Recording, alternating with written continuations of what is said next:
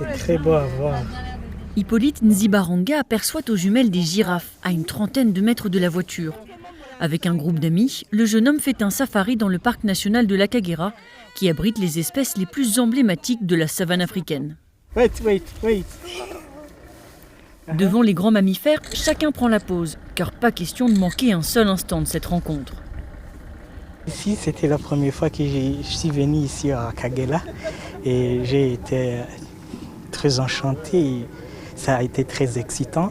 Ce que j'ai aimé, il y a des animaux sauvages. Je n'ai pas encore vu le lion, mais j'espère d'en l'avoir, ou bien d'autres animaux plus agressifs. Et ce sera finalement l'éléphant. Une trentaine de mastodontes s'abreuvent dans un marais proche d'une aire de pique-nique. Vous savez que 2 heures après leur naissance, les bébés peuvent marcher? Et oui, seulement 2 heures pour ces animaux sauvages. Amour Aorokumeye est un ancien braconnier devenu guide dans le parc depuis 6 ans. Très attaché à la conservation, il partage avec ses clients du jour une série d'histoires captivantes sur les pachydermes. Quel que soit l'animal qu'on a vu aujourd'hui, les membres du groupe étaient très curieux. Ils me demandaient qu'est-ce que c'était, comment ils vivaient. Ils sont très intéressés et ont envie d'en savoir davantage. Les Rwandais comprennent l'importance du tourisme. Ils prennent du plaisir juste en regardant les animaux, en les observant.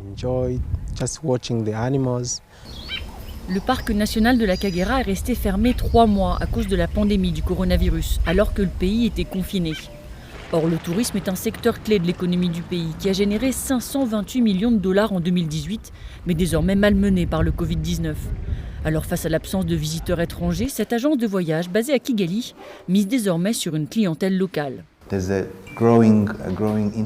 y a un intérêt croissant de la part des jeunes professionnels, des étudiants, de découvrir le pays. La jeune génération est un peu la colonne vertébrale du tourisme dans les prochaines années. Donc, on doit y faire attention et leur offrir des activités qui les attirent. Le week-end suivant, Hippolyte et sa bande d'amis partent camper dans une forêt classée.